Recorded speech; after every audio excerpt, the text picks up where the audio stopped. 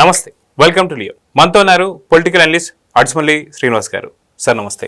నమస్కారం అండి. Sir, liquor స్కామ్కి సంబంధించి ఏపీలో పెద్ద ఎత్తున ఇప్పుడు చర్చలు జరుగుతూ వస్తున్నాయి. ఒక్క కోణం కాదు, దాదాపు గోల్డ్ షాపులు కావచ్చు, అదేవిధంగా స్థలాలు కావచ్చు, ఆస్తులు కావచ్చు, భూములు కావచ్చు, ఇంకేదైనా కావచ్చు, ఏది కాదు అతీతం అన్నట్టుగా లిక్కర్ స్కామ్లు అన్నీ బయటపడుతూ వస్తున్నాయి. అటు సినిమాలు కావచ్చు, ఇంకేమైనా సరే. సో ఫస్ట్ విచారణకు సంబంధించి ఏదైతే కాకినాడ సెస్కి సంబంధించినటువంటి ఒక విచారణ పిలిచినప్పుడు ఏదైతే సిట్ అక్కడ విజయసాయిరెడ్డి గారు అసలు ఏ సంబంధం లేనటువంటి ఒక లిక్కర్ స్కామ్ గురించి బయటపెట్టారు. అది రాజ్ కసిరెడ్డి అని చెప్పారు, కర్త కర్మ క్రియ అని.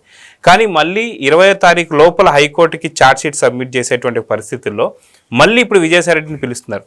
సో ఆది ప్లస్ అంతం అంటే లాస్ట్ తలుపులు తెరుచుకోబోతున్నాయా, విజయసాయిరెడ్డి ఏం చెప్పబోతున్నాడు అని చెప్పేసి అంటే ఏం చెప్తారు సార్? ఇప్పుడు దీని విషయం పూర్తిగా తెలిసిన వ్యక్తి విజయసాయిరెడ్డి గారు. నేను అందులో పూర్తిగా భాగస్వామిని కాదు. మా ఇంట్లో సమావేశం జరిగిన మాట వాస్తవం. అది కాకుండా బయట కూడా 2-3 జరిగినాయి అని చెప్పి అలా వినేసి ఊరుకోవడం కదా. తన ప్రమేయం లేకుండా, తన పాత్ర లేకుండా వీళ్ళు ఏదో వండుకుంటారు. ఇప్పుడు మన పక్కింటో ఏదో వండుకుంటేనే ఏంటి వండుకుంటున్నారు అనుకుంటాం కదా మనం. మన సంబంధం లేకుండా ఏదైనా వండుకుంటున్నారు కొన్ని పిండి వంటలు. ఆ వాసనకు మనం ఏం చేస్తాం, వీళ్ళు ఏం వండుకుంటున్నారో రకరకాల ఆలోచన చేస్తాం కదా. ఎన్ని వండుకుంటున్నారో, ఏం వండుకుంటున్నారో, ఎవరు వచ్చారు, ఏంటి అని ఆలోచిస్తాం కదా. అటువంటిది ఈ దొంగల ముఠాలో సభ్యుడైన విజయసాయిరెడ్డి నన్ను కాకుండా వీళ్ళు ఏదో చేస్తున్నారనే ఆలోచన ఉంటుంది కదా. ఎంత చేస్తున్నారో, ఎలా చేస్తున్నారో, ఎప్పుడు చేస్తున్నారో, ఎవడెవడు ఉన్నాడు ఇందులో అనేటువంటిది అతను ఆరా ఉంటుంది. ఆరా తీసుకుంటాడో సమయం వచ్చినాడు దెప్పటానికి కానీ, లేదంటే నువ్వు అలా చేసి నన్ను పట్టించుకోలేదని అనటానికి కానీ, లేదా వాళ్ళ ద్వారా మళ్ళీ అందులో దూరడానికి కానీ, తన లబ్ధి తను పొందడానికి కానీ, తన పాత స్థానం తను సంపాదించుకోవడం కానీ ప్రయత్నం చేస్తూ ఉంటాడు. ఆ క్రమంలో దీన్ని సేకరించి పెట్టుకుంటాడు. పూర్తిగా వియోగం వచ్చిన తర్వాత అదే విరహ వేదంతో రగిలిపోయాడు కదా. జగన్మోహన్ హృదయంలో నా స్థానం లేదు, ఇలాంటి బాధలు కూడా చెప్పాడు. నేను వ్యవసాయం చేసుకుంటా అన్నాడు. మళ్ళీ నేను వ్యవసాయం చేయని సంగతి చూస్తాను అంటున్నాడు. మొన్న వచ్చి ఏ సగం కోట్లు ఇప్పాను అన్నాడు. మిగతా సగం కూడా ఇప్పుడు ఇప్పుతాడు. ఏంటండి, ఇప్పుడు ఇంటర్వెల్ దాకా చూపించాడు, ఇంటర్వెల్ తర్వాత ఇది చూపిస్తాడు. పైగా మన గవర్నర్ గారి దగ్గరికి వెళ్ళారు చంద్రబాబు గారు.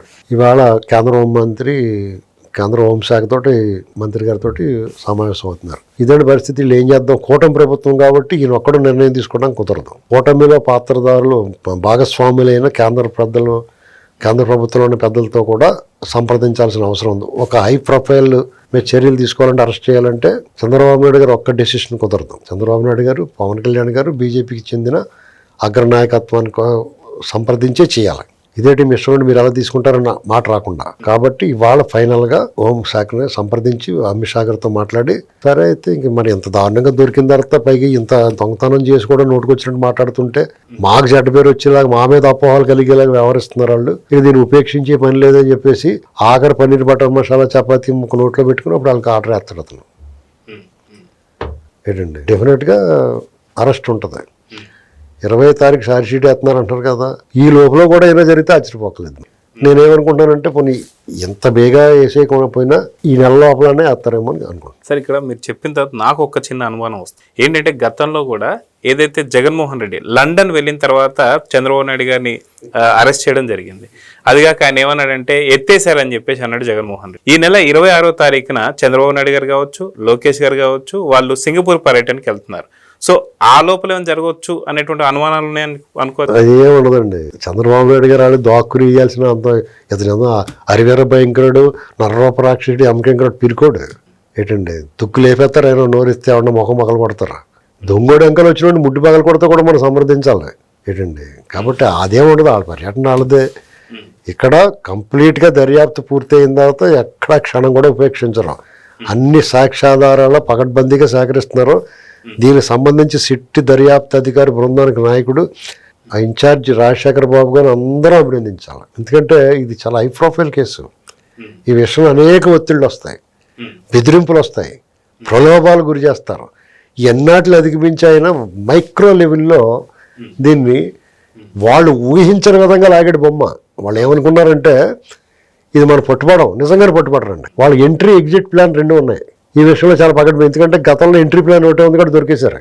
ఆ 1,00,000 కోట్ల కేసుల్లో వాళ్ళ నాన్న ఉన్నప్పుడు, ముఖ్యమంత్రి ఉన్నప్పుడు దొబ్బేసిన డబ్బుల్లో దొరికేశారు.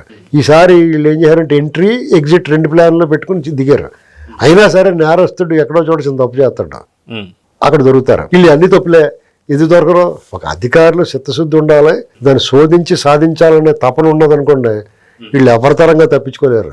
రాజీవ్ గాంధీ మర్డర్ కేసులో ఆ కార్తికేయన్ గారు ఎలా వ్యవహరించాడు, చిన్న వాళ్ళకి ఆధారాలు లేవు అసలు, చిన్న దొరికింది. అంటే నేను ఎందుకు చెప్తున్నానంటే, ఇది అందరూ ఇప్పుడు వెబ్ సిరీస్ అవుతుంది, చాలా మంది మర్చిపోయి ఉంటారు. ఆ వెబ్ సిరీస్ చూస్తే మొత్తం బలి తీశారు ఆ సినిమా.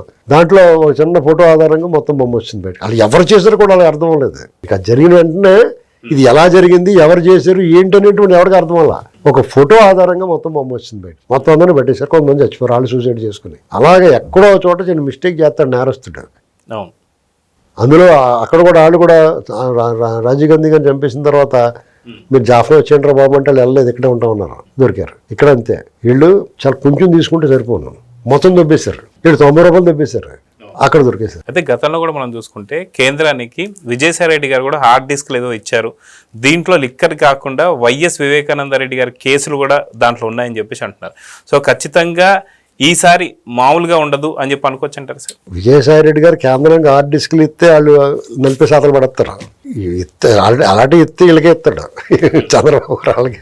అవి ఏం అవసరం లేదండి. కేంద్ర దర్యాప్తు సంస్థని సిబిఐ వివేకానంద రెడ్డి గారి మర్డర్ కేసులో పూర్తి స్థాయిలో ఎస్టాబ్లిష్ చేసింది. వాళ్ళు దాన్ని ఏమీ చేయలేక సాక్ష్యం లేపేస్తున్నారు వాళ్ళు. అర్థమైందండి.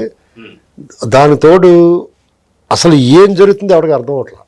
ఆ కేసు న్యాయస్థానాలు కూడా ప్రజల పట్ల బాధ్యతగా వ్యవహరించాలి. ఇలాంటి కేసుల్లో కొన్ని సుమోటుగా తీసుకోవాలి. వాళ్ళు వీళ్ళని తిట్టాలి. ఏటరా ఇన్నాళ్ళు చేస్తున్నారు మీరు అని గదమాలి. సుప్రీంకోర్టు చెప్పింది కదా, రాజకీయ నేతలు ఇలాంటి సంవత్సరం లోపల తేల్చాలి, అక్రమాస్తుల కేసులు, ఉగ్రవాదం కంటే ప్రమాదం ఆర్థిక నేరస్తులు అంటున్నారు. అలాగే ఇది పెద్ద క్రిమినల్ యాక్టివిటీ కదా, బ్రూటల్ మర్డర్ జరిగింది. ఆ కేసు విషయంలో ఇలా నాన్ చెడు ధోరణి ఉన్నప్పుడు ఏం చేయాలి? న్యాయస్థానం వీళ్ళని దర్యాప్తు సంస్థనే బుద్ధి ఉందా మీకు, ఏంటిది ఎన్నాళ్ళు ఎలాగా అని అడగాలి ప్రజల కోసం. మరి అది జరగట్లేదు ఇక్కడ. ఆ విషయంలో కూడా జగన్మోహన్ రెడ్డికి ఎన్ని రకాలు ఉన్నాయంటే ఉచ్చులు. ఇప్పుడు అవినాష్ రెడ్డి మనకు కనపడుతున్నాడు మెయిన్ కేసుగా, దాని వెనకాల ఎవరు అనేటువంటిది వచ్చేస్తుంది. ఇప్పుడు అక్కడ ఆగింది, అక్కడ దాకా వచ్చి ఆగింది. ఇప్పుడు ఈ కేసులో అరెస్ట్ అవుతాడు కదా, మద్యం కేసులో ఆపలేడండి ఎవడన్నా. దాంట్లో అరెస్ట్ అయితే అతను పాత కేసులన్నీ రద్దయిపోతాయి. ఏంటి బెయిల్ రద్దయిపోతాయి, కేసులు రద్దయిపోతాయని సంతపడుతున్నారేమో, ఏం కాదు. పాత కేసులు వచ్చిన బెయిల్ అన్నీ రద్దు అవుతాయి. అవి రద్దు అయినప్పుడు రోజువారీ విచారణకు వెళ్ళాలి. దాంతోపాటు ఈ మర్డర్ కేసు కూడా బయటకు వచ్చేస్తుంది. దర్యాప్తు సంస్థలన్నీ కూడా స్పీడ్ పెంచేస్తాయి. మీరు ఇంజిన్ పొలాల్లో ఇంజిన్ ఇలా తిప్పి స్టార్ట్ చేసేవారు మీరు. మొదట ఎలాగంటే స్టార్ట్ అవ్వకపోతే గబగబా తిప్పేస్తారు 4 సార్లు, అలా తిప్పేస్తారు. ఇప్పుడు ఇతనికి స్పీడ్ పెంచేస్తారు. ఇక లోపలే కూర్చోవాలి. అతనితో పాటు అతని బృందం అంతా కూర్చుంటారు. ఆ పార్టీని బొత్స సత్యనారాయణ గారు కానీ ఇలాంటి వాళ్ళు నడపాలి. అయితే వాళ్ళకి చాలా సన్నిహితమైనటువంటి ఒక ఉండవల్లి అరుణ్ కుమార్ గారు కూడా జస్ట్ ఒక 2 days బ్యాక్ ఒక వ్యాఖ్యలు చేశారు. జగన్మోహన్ రెడ్డి అరెస్ట్ అయితే కనీసం 10 ఏళ్ల దాకా బయటికి రాడని చెప్పి. సో అంత దగ్గరగా ఉన్న వాళ్ళే చెప్పారు అంటే ఖచ్చితంగా ఏదో లీకులు వచ్చాయని చెప్పి అనుకోవచ్చు అంటారు? లీకులు కాదండి, ఇది జరగాల్సింది జరిగేది అదే. ఇది ఆలస్యం అవుతుంది. ఎందుకంటే ఇప్పుడు మీరు పడవలో ప్రయాణం వెళ్ళాలనుకుంటారు, ఆ బొక్కలు ఎక్కడనే పోడ్చుకోవాలి, చిన్న చిల్లు కూడా ఉండకూడదు, శాదస్తం మీకు. వీడు తప్పించుకోకూడదు అనుకున్నప్పుడు మామూలు వాళ్ళు వేయకూడదు బాబు, వీడికి నైలాండ్ వాళ్ళు వేయండి అంటారు కదా, అలా బిగిస్తున్నారు. ఆ ఉచ్చులోంచి అతను తప్పించుకోలేడండి, అది జరిగిపోయింది. సో చూద్దాం సార్, ఖచ్చితంగా లిక్కర్ కేసే కాదు, అటు వైఎస్ వివేకానంద రెడ్డి కేసు కూడా తొందరలోనే బయటపడబోతుంది. సో ఉండవల్లి అరుణ్ కుమార్ గారు అన్నట్టుగా ఖచ్చితంగా 10 ఏళ్ల కన్నా మించే కేసులు పడబోతున్నాయి, శిక్ష కూడా పడబోతుంది అనేది అర్థమవుతుంది. సో చూద్దాం జరగబోతుంది. నమస్తే. Please subscribe to Leo news for more videos.